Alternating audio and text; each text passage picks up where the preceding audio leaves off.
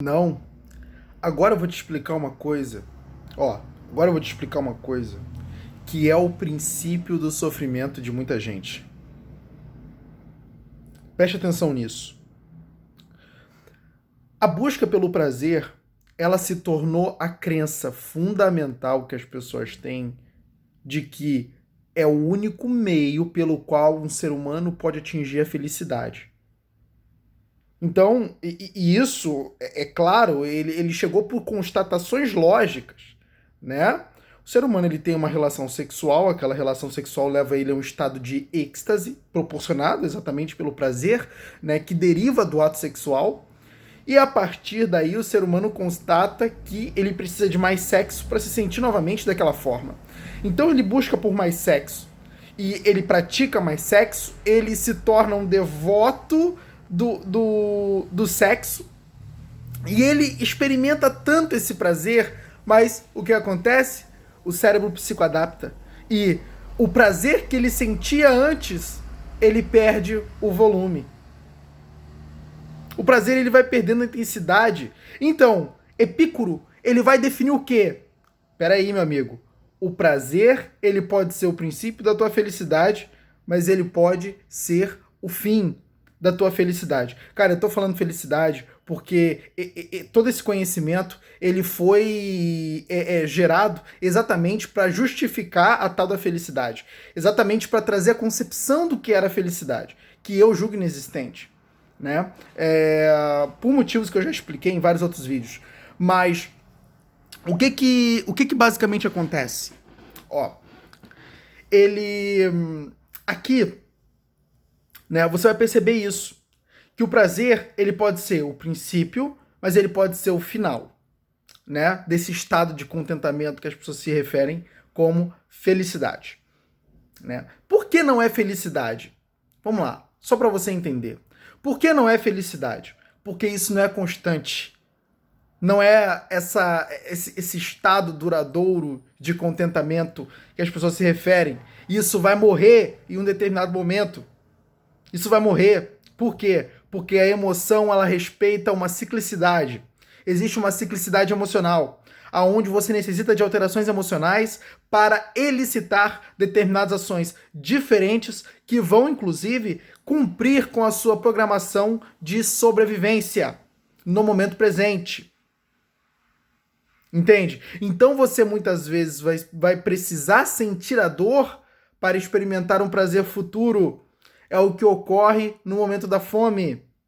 A fome ela traz a dor para futuramente essa dor, a partir do momento que você consumir o alimento, se converter em prazer, porque foi uma necessidade suprida.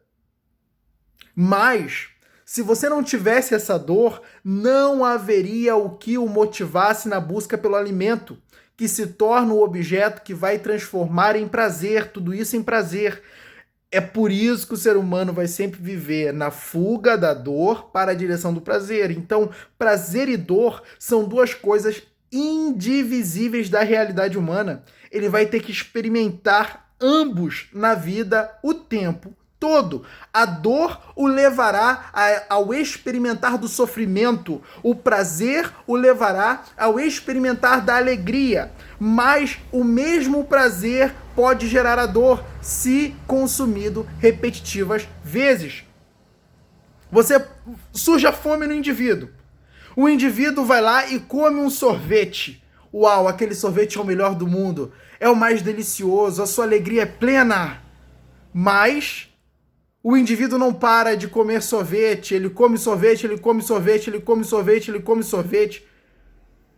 Agora, deixa eu te perguntar, a experiência de prazer insano que você teve na primeira colherada do sorvete é a mesma que você vai ter na última? Não. E você sabe que não, porque não é.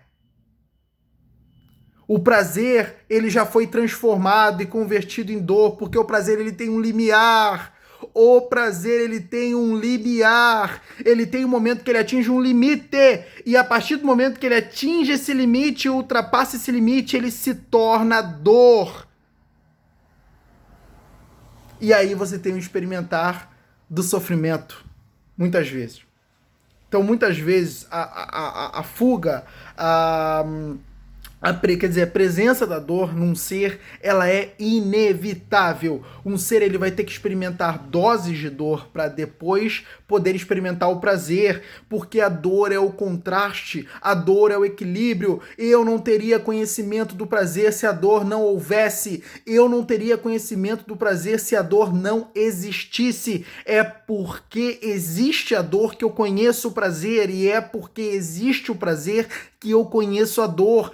Eu funciono por meio de um contraste eterno, aonde eu vou usar determinados parâmetros para qualificar determinadas sensações, e esses parâmetros são os parâmetros que estabelecem o contraste. Você está entendendo? É isso que acontece. É isso que acontece. Então, o que basicamente vai acontecer? A dor, ela é necessária para a vida humana. E o sofrimento abarca a vida humana, sendo inalienável e inevitável. Você pode fazer muitas coisas para evitar o sofrimento, mas é impossível. O sofrimento, uma hora, vai ter que fazer parte da sua realidade, porque a dor o faz. Assim como o prazer e a alegria também vão fazer parte. Entende? Então, a consciência de que você está dentro de uma vida cujo sofrimento ele é inevitável faz você aceitar o sofrimento. E a aceitação do sofrimento, ela é necessária para a vida. Ela é necessária para a vida. Por quê? Porque a gente sai da ilusão de imaginar que a vida ela vai ser um contentamento constante, de que é exatamente a definição de felicidade. Uma das, né? Uma das, porque tem várias. Entende? Então, são coisas inalienáveis, né? E muitas vezes é necessário que a gente tenha conhecimento dos prazeres. Qualquer prazer não é um bom prazer, porque vai ter prazer que você vai optar por ele no princípio, vai ter prazer que você vai optar por ele no princípio, e depois ele vai abarcar uma dor, um sofrimento. E vai ter sofrimentos que você vai escolher no princípio, mas que depois vai se tornar num prazer imensurável. A gente vive numa via de mão dupla. E é assim que a vida ela acontece. Muitas vezes você vai ter que evitar prazeres no presente para experimentar prazeres no futuro. É o sacrifício do prazer, né? É o sacrifício do prazer. A ideia é sempre você direcionar suas escolhas para uma vida que te proporcione saúde mental e saúde do seu corpo.